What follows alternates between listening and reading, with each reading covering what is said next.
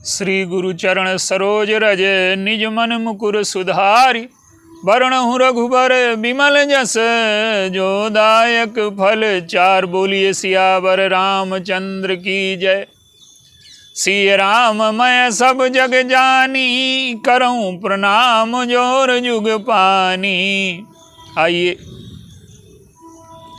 श्री भरत जी के चरणों में प्रणाम करते हुए शब्दों के कुछ टूटे फूटे पुष्प उनके चरणों में चढ़ाएं। उनकी महिमा, उनके चरित्र की गंभीरता और उनके चरित्र से हमारे जीवन पर क्या प्रभाव पड़ता है, इसकी थोड़ी सी चर्चा करें। हमारे देश का नाम जो भारत पड़ा है, उसकी कुछ विशिष्टताएं भरत जी के ही नाम से हैं। चाहे वो शकुंतला पुत्र भरत हों, चाहे वो जड़ भरत हों, और चाहे ये भगवान राम के अनुज भरत हों। इस देश का नाम भारत जो है, भारत का वास्तविक तात्पर्य क्या है? जो प्रकाश की उपासना में जो देश रत है। अब प्रकाश की उपासना क्या है? मनुष्य का जो अंधेरा पक्ष है, जो दुर्बलताएं हैं,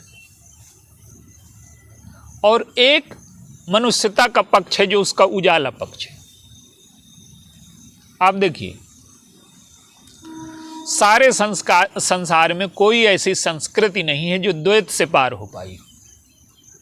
कोई भी जो संस्कृति है वो शुभ और अशुभ की बात करती है। हमारी संस्कृति द्वैत से पार होकर के मोक्ष की, और लाखों लोगों ने यहाँ मोक्ष प्राप्त किया, ईश्वरत्व प्राप्त किया, देवत्व प्राप्त किया।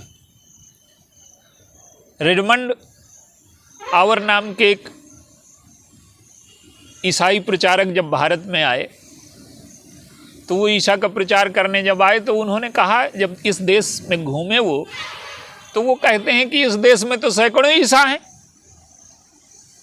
और फिर वो यहीं की संस्कृति में रम गए, भारत की संस्कृति का ही अध्ययन करने लगे, उसी का प्रचार करने लगे।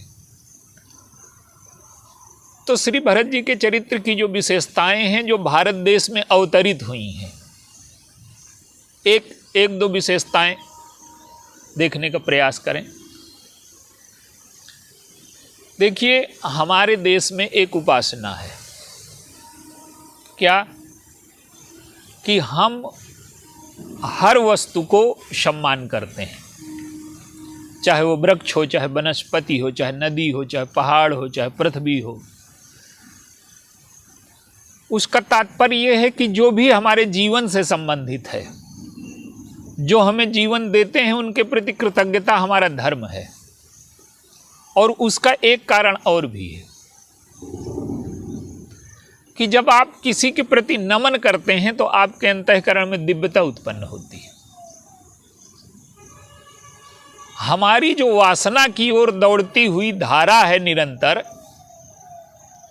हम मंदिर में आते हैं तो क्या करते हैं? स्नान करके आते हैं, जूते बाहर उतार देते हैं, घंटी बजाते हैं। इसका अर्थ क्या है? इसका अर्थ ये है कि जो ये चीज़ें बनाई गई हैं, तो हमारी जो धारा है वो टूटे, इधर की तरफ आए, दिव्यता की तरफ जाए। तो संसार की ओर दौड़ती हुई धारा मुड़ करके दिव्यता की ओर आ जाए, और दिव्यता से ऊपर उठ करके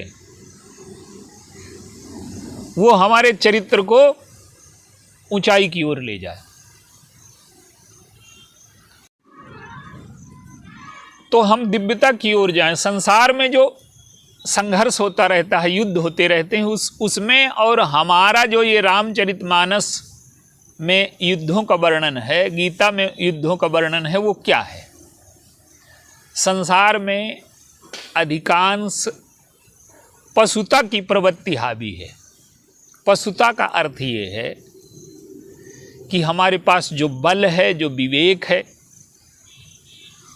उसको हम दूसरों पर विजय पाने में लगाएंगे, दूसरों पर अधिकार पाने में लगाएंगे, दूसरों का शोषण करेंगे। आज आप देखिए क्या हो रहा है। आज जितनी भी शक्ति है वो न्याय के नाम पर, अमेरिका कहता है कि हम इराक में शांति स्थापित करने जाएंगे, उसका तात्पर्य ये है कि ये इतना ज़्यादा प्रबल न हो जाए कि हमारे लिए समस्या खड़ी करे। तो युद्ध, शांति के नाम पर युद्ध थोपा जा रहा है, शांति के नाम पर सब जगह अस्थिरता फैलाई जा रही है। तो बल है आपके पास, विवेक है, तो बल और विवेक का ये दुरुपयोग है, दूसरे की संस्कृतियों को नष्ट करना, दूसरों पर अधिकार कर लेना, दूसरों का शोषण करना। ये हमारी संस्कृति नहीं रही। हमारी संस्कृति क्या है? स्वयं का विकास, और स्वयं का विकास ऐसा कि हम उजाले की ओर जाएं, जीवन प्रतिक्रियाओं से मुक्त हो जाए, वासना से, अहंकार से। अंधेरा पक्ष जो है जीवन का, मनुष्य में कुछ न कुछ दुर्बलताएं होती हैं, वही मनुष्य का अंधेरा पक्ष है।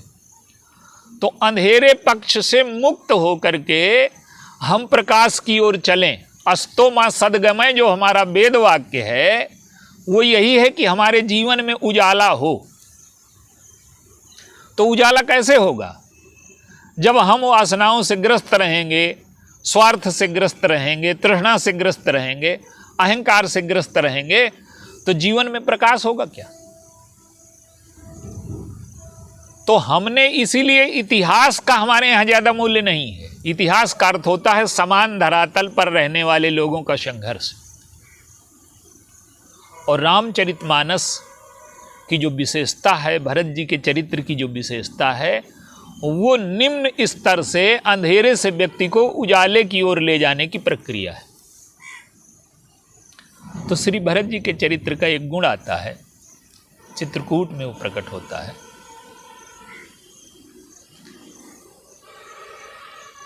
वो जब भगवान राम को देखते हैं, अब देखिए भगवान राम का जो दर्शन है, चित्रकूट में जो गोस्वामी जी ने उसे चित्रित किया है, तो वो कहते हैं कि ज्ञान सभा जनु तनु धरे भगति सच्चिदानंद। ज्ञान की सभा है और भक्ति और सच्चिदानंद के रूप में भगवान राम और सीता जी विराजमान हैं, और अनुराग के रूप में लक्ष्मण जी वहां हैं। ये स्वरूप है। कई स्वरूप हैं भगवान राम के। एक तो भगति ज्ञान वैराग्य जनु सोहत धरे शरीर है, एक ये स्वरूप है, और एक स्वरूप है ज्ञान सभा जनु तनु धरे भगति सच्चिदानंद, जहां अनुराग के रूप में लक्ष्मण जी। लेकिन भरत जी जब प्रवेश करते हैं तो भरत जी को भगति सच्चिदानंद के रूप में नहीं दिखाई देते भगवान राम। किस रूप में दिखाई देते हैं? बलकल बसन जटिल तनु श्यामा अजनु मुनिवेश कीन रति कामा। इसका अर्थ क्या है? देखिए, भरत जी के चरित्र में एक विशेषता है, उनका सहज वैराग्य। सहज वैराग्य क्या है? किसी पात्र को पढ़ते हुए रामचरितमानस में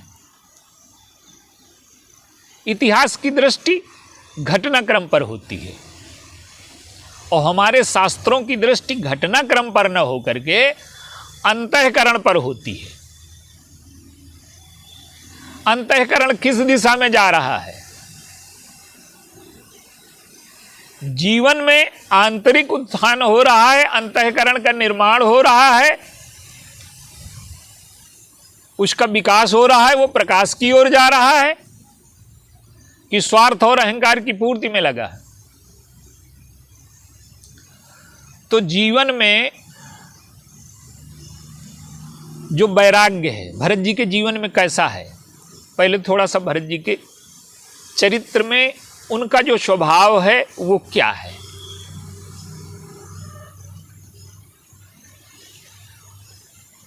भरद्वाज जी के आश्रम में जब प्रवेश करते हैं तो भरद्वाज जी ने उन्हें आसन दिया।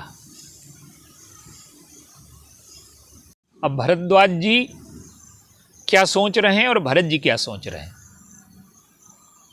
भरत जी ये सोच रहे हैं कि भरद्वाज जी पूछेंगे कि वही भरत हो तुम जिसकी मां ने राम को अन्यायपूर्वक निकाल दिया, न्यायपूर्वक वो राजा बनने वाले थे और तुम्हारी वजह से राम को वनवास दिया गया। वही भरत हो तुम जिसकी वजह से तुम्हारे पिता की मृत्यु हो गई। तो मैं क्या जवाब दूंगा? तो वो संकुचित होकर के सिर झुकाए बैठे। भरद्वाज जी को लगा कि इनका संकोच दूर किया जाए, तो कहते हैं कि सुनहु भरत हम सब शुद्ध पाई, हमको सारा समाचार मिल चुका है। तो भरत जी का संकोच घटा नहीं और बढ़ गया कि जब ये जानते हैं तो कितना हमसे घृणा करते होंगे कि कैसा व्यक्ति है।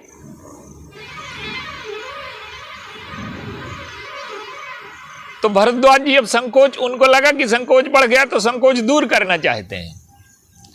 विधि कर्तव्य पर कछु न बसाई, कहते हैं ये ब्रह्मा की करतूत है।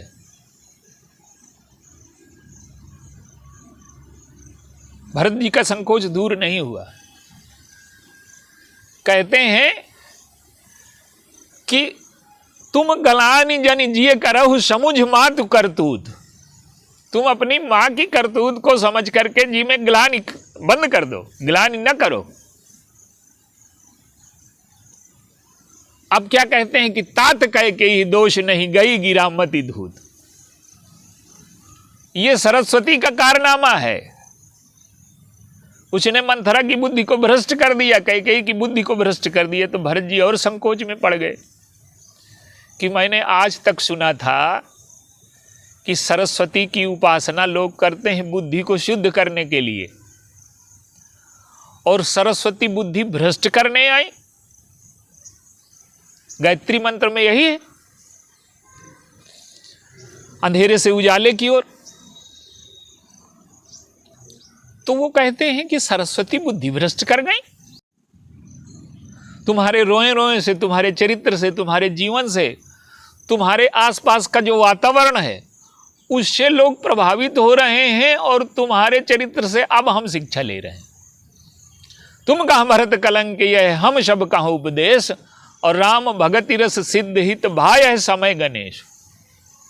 कहते हैं कि राम भक्ति रस की सिद्धि के लिए ये सारी योजना प्रभु की बनाई है। अपने वनगमन को उन्होंने स्वीकार किया हम लोगों को राम भक्ति रस देने के लिए। तो भरत जी का दृष्टिकोण क्या है? भरत जी को जब कोई कहता है कि भरत जी बड़े त्यागी हैं, तो और संकुचित हो जाते हैं। वो सोचते हैं कि मैंने त्याग किया ही क्या है आज तक। जब सारी संपत्ति प्रभु की है तो मैंने त्याग क्या किया, तो लोग मुझे त्यागी कहते क्यों हैं? देखिए, जीवन में उजाले की ओर जाने का एक क्रम है। पहले तो जीवन में अंधेरा यह है कि सब कुछ मेरा है, सारा मुझे मिल जाए और सारे सुख मुझे मिल जाए, दूसरे हमारे लिए सुख का साधन बने, सुख हमें मिले, तो सब मेरा है। ये जीवन का अंधेला पक्ष है। फिर थोड़ा सा उजाला आया धर्म से कि नहीं, लेन और देन ईमानदारी से रखिए, जो कुछ लीजिए वो दीजिए, सुख लीजिए, सम्मान लीजिए, स्वार्थ की पूर्ति करिए तो दूसरों के स्वार्थ का ध्यान रखिए, दूसरों से सम्मान पाइए तो दूसरों का सम्मान करिए, दूसरों से सुख पाइए तो दूसरों को सुख दीजिए। तो धर्म लेन देन की बात करता है। अब और ऊपर ये है कि हमने ये जो माना कि ये वस्तुएं हमारी हैं, यही अपराध है। हमारे वेद मंत्र कहते हैं कि ईशावस्य इदम सर्वम यत् किंच जगत्याम जगत तेन त्यक्तेन भुंजी था मां गृदः कश्युद्धनम। ये सब कुछ ईश्वर से व्याप्त है, यहां तुम्हारा कुछ नहीं है।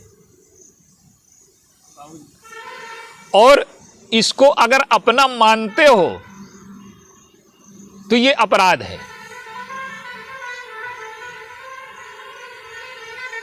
तो पहला स्तर है कि वस्तुएं हमारी हैं, फिर दूसरा स्तर है कि बिना लेन देन के जीवन न चलेगा, फिर तीसरा स्तर त्याग का है कि नहीं, हम जो लेते हैं हमें त्यागना भी पड़ता है। हम भोजन करते हैं, उसका त्याग करते हैं, वायु लेते हैं, उसका त्याग